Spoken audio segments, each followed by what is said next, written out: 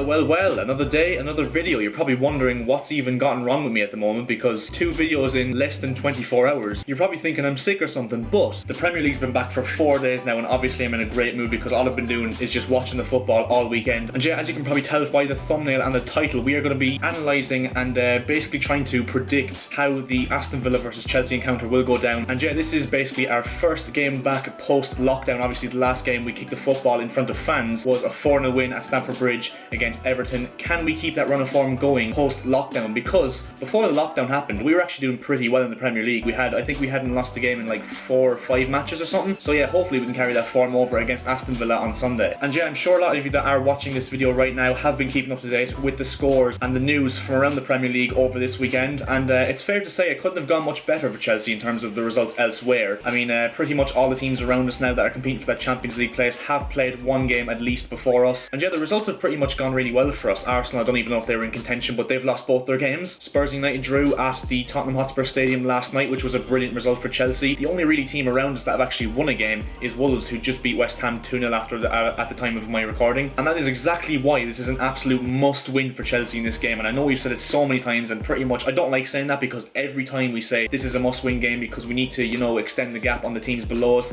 we just always seem to bottle it then. So I think it's better that we don't put the pressure on the boys this time, because yeah, a win against Aston Villa tomorrow would put us 5 points above United, which with 8 games to go is an absolutely massive gap and would be absolutely crucial to us, especially if City's ban gets upheld in the top 5 getting to the Champions League. I think if we win tomorrow and City's ban does get upheld, I think we're pretty much almost there, but I know there's no guarantees in football, of course. But yeah, obviously it's one mini advantage for Chelsea that they get to analyse the game that Villa played against Sheffield United on Wednesday. They were blessed not to lose the game, obviously for obvious reasons, the goal line technology mistake. But yeah, that's a good thing for obviously the management staff at Chelsea because they got to analyse that game before Villa got to analyse Chelsea. And yeah, pretty much I think this is a very winnable game. The only thing is we can't really take much from that Villa game because nothing really happened. Obviously this first weekend it's going to be hard to call results and performances because everyone's trying to get back up to match fitness and the sharpness is a bit off, hence why there hasn't been a lot of goals in all of the games, because obviously everyone's trying to get back to the rhythm before the lockdown happened. But yeah, it remains to be seen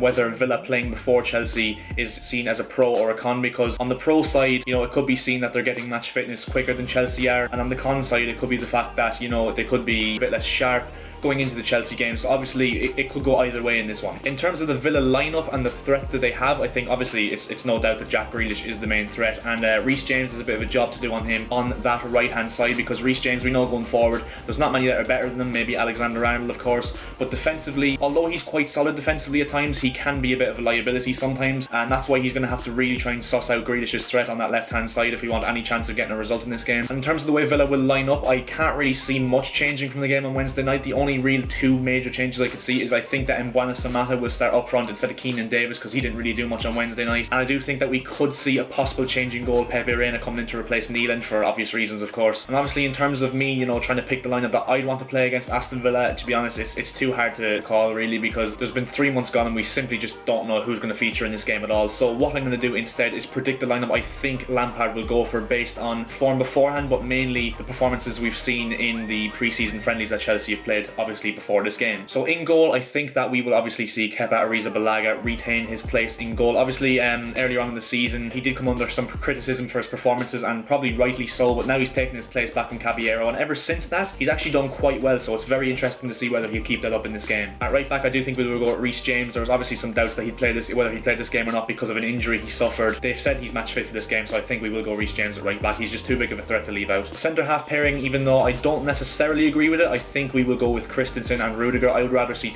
Zuma play it than Rudiger, but I do think that Lampard will put his trust in Rudiger and Christensen as the centre-back pairing. Christensen has been probably the best centre-back since Christmas for us at the moment, so I think he definitely deserves to be starting this game. It's a real tough one to call left-back because there's 3 options really to go with, and that's Azpilicueta, Emerson or Alonso. I don't think Alonso will play. I just have a gut feeling that he will go with Azpilicueta at left-back. I know a lot of people think that Emerson's going to play there because he's more a natural left-back, but I do think Azpilicueta is the stronger option to go at left-back, and I can't see Lampard leaving him out of the team altogether. The three men midfield, I think Billy Gilmour has to be starting. I mean, even before the lockdown, he was one of our best players in the games that he did play, and he did score a brace against QPR in the 7-1 win, so surely Billy Gilmour has to play. I know he's young, but he's one of the main men in form, and he has to play, I think. And the two in front of him, I think, will be Mateo Kovacic, arguably our player of the season so far. You know, he's been absolutely brilliant for us this season, and I think alongside him will be Ruben Loftus-Cheek, who will be the player to watch for the rest of the season. Just honestly, trust me, guys.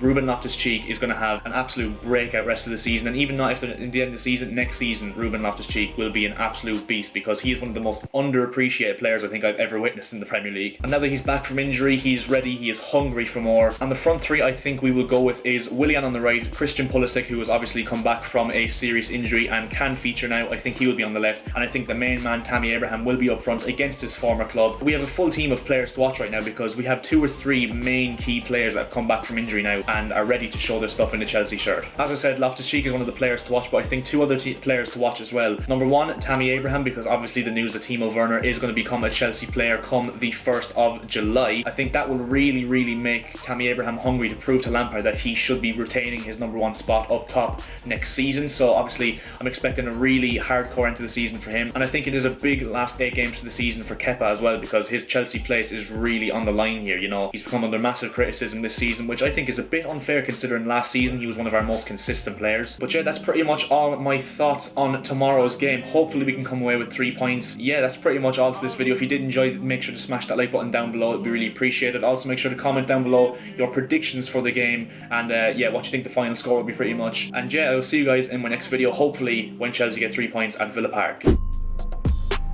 I'll ride for you.